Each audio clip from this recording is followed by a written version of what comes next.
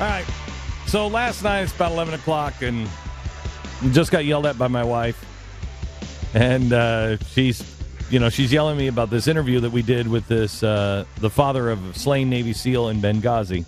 And I didn't respond quickly enough that the president and the vice president were dishonorable when I was asked. And I hesitated, and she's like, the answer is yes, dishonor. I'm like, yes, dear. Yes, dear.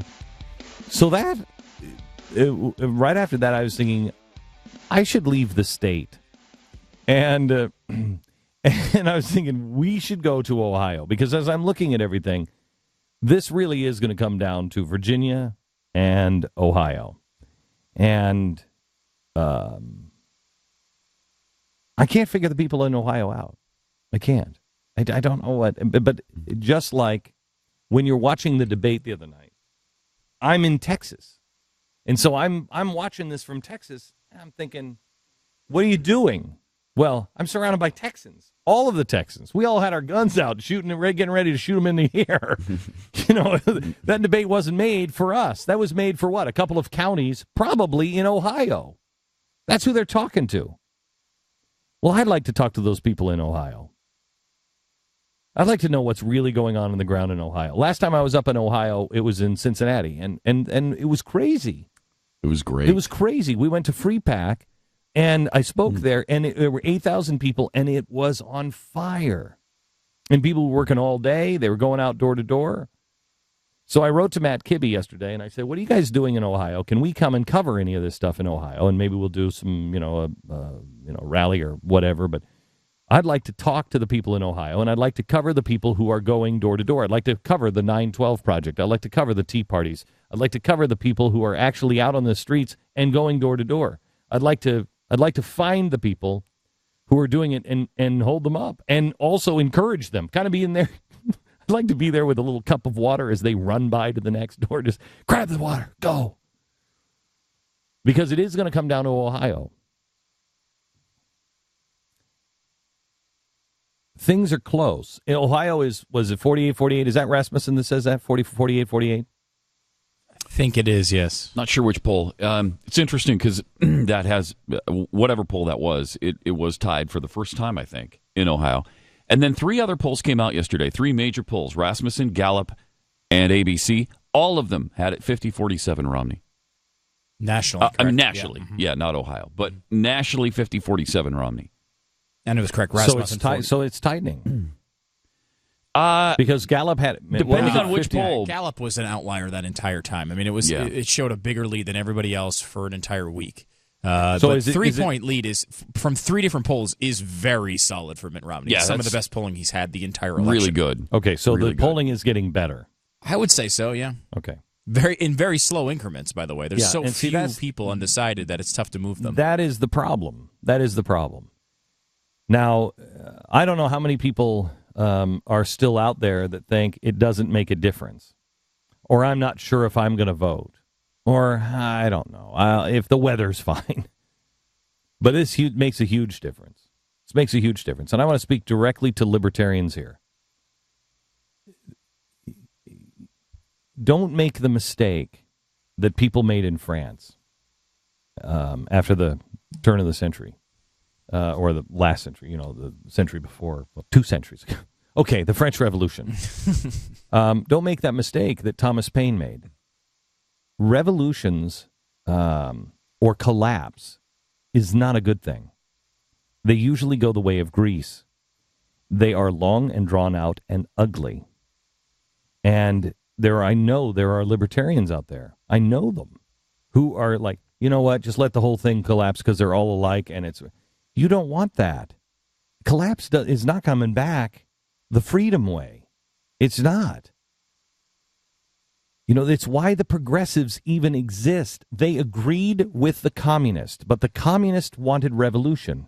And they said Americans don't want revolution, and it doesn't work out well because whoever starts the revolution, it usually doesn't end with those people. And we don't want all the bloodshed. I mean, in a way, the progressives were good guys compared to the communist revolutionaries. And they were like, look, we hate the Constitution as much as you do, but that's not the way to get it changed in America. You don't do it the revolution way. Well, may I make the same recommendation to anybody who thinks collapse would be okay? No, it wouldn't. And also, if a collapse comes, who has the reins of power? Do you remember how many times since September 11th I've talked about this pendulum swinging so far one direction or the other? And that pendulum swings. And you don't want radicals in the office because as it swings farther and farther, left and right in the political scale, left and right, at some point things will go out of control and you will have somebody that will grab that pendulum. Now, Abraham Lincoln grabbed that pendulum and then returned it in the center and started it swinging again. Do you believe that Barack Obama, in a collapse, would grab that pendulum, put it in the center, and start it swinging again? I don't. Now, maybe I misjudged the president, but he gives me no indication that if there was a collapse, he would reset it the American way. Mitt Romney would. Now, I don't agree, as you know, I don't agree with everything Mitt Romney says. But I do know this. The guy prays on his knees, and the guy is humble, just like Abraham Lincoln. If you read the stuff on Abraham Lincoln, you read his first inaugural address, I don't agree with everything Abraham Lincoln was saying. In retrospect, he was like, we can't really take this on, but we have to keep the Union together and blah, blah, blah. But he wasn't making it about slavery, even though he was trying to solve slavery. He believed in that. He just didn't believe in it this way, and that wasn't his main priority. His main priority was to save the Union.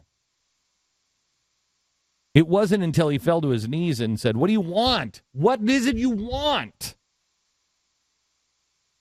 You want me to free the slaves? Fine, I'll free the slaves. I'll make that the number one priority. Help us.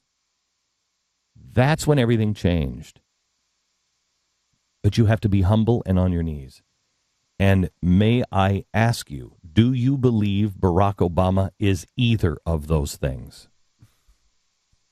There is a huge difference. One is offering you free stuff and an easy life and free money and free Obama phones and free everything. The other is saying, look, this is going to be tough, but it's worth it. We can do it. We can create jobs. He didn't say, let's destroy the car industry. He didn't say that. What he said was, let's do this the right way. Let's have them go through a structured bankruptcy. Let's have them go through their books and see where they need to shed so they can restart and survive. You had Barack Obama give GM a short-term fix. Long-term, GM does not survive because it's going to go bankrupt again. And it will not survive. It can't be weakened. It has to go through the reset process so it can restart. We're going to go through some pain. Which do you want it? Do you want honor and integrity and merit? Do you want something that's lasting and real, or do you want a short-term fix? There's a lot of Americans that want a short-term fix. We have waited too long. All of us. Ronald Reagan talked about it. JFK talked about it. FDR talked about it. He said at some point, FDR said he thought it was going to be in the 1980s, and he said it would be irresponsible. But they did it anyway. But he said, we're going to have to pay for these sins probably by the 1980s. It will collapse. Well, we knew this. Our whole life I've heard, this is not going to last. It's going to collapse. It's going to collapse. It's not going to last. You can't keep doing this stuff. And you're going to have to pay for it. So we've known. Well, now's the time to pay for it. And every single day that goes by, it gets worse. And it's going to get harder. And we are going to end up like Greece. If we go down the same path as Greece, which was a giant federal bureaucracy where everybody was on the dole. There was no real work ethic anymore. Do you know in healthcare, do you know that Barack Obama in the healthcare bill has now described a full-time work week as how many hours? 30. Since when is it 30-hour work week, France? When did that happen?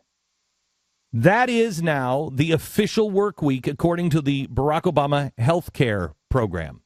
30-hour full-time work week. It's 40. This is the kind of stuff they did in Greece and will end up like Greece. So I just want to I want to find out who are these people in Ohio? I need to understand you because Ohio, I've always understood you. You're good, decent, hardworking people. What kind of black spell has been cast on Ohio? I don't understand it. I really don't, and I want to understand it. I'd like to next week suggest, and believe me when I wrote, you should see the email chain now that's going through the company. Oh, dear God, what? But last night, about 11 o'clock, I wrote to the staff, and I said, I'd like to be in Toledo. I'd like to be in Columbus and Cleveland and maybe Fort Wayne, Indiana, and maybe Virginia next week. And I'd like to do the radio and television show, and then maybe some sort of a rally or something at night. But I want to meet the people who are actually out doing the work. And I want to understand what do you think is at stake? And I want to understand what has happened in Ohio. And then I want to hand you that glass of water on your way. Go, keep running. So I don't know if we can pull that off, and they're a little. I'm thinking. Oh, you don't know? Oh, you're not sure if maybe you're sending an email at 11 o'clock, like a couple days before you want to go to another state with the entire.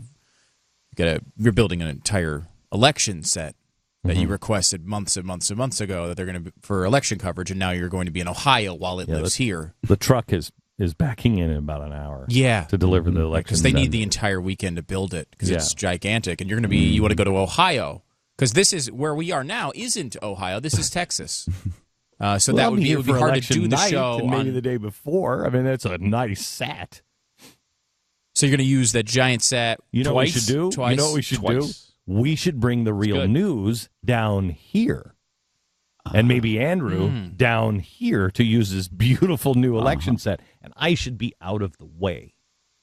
This seems like a way to justify a series of erratic decisions. I don't know what you're even talking about.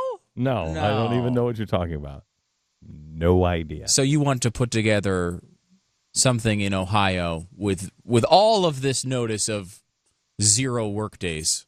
Yes, I think it's a great idea.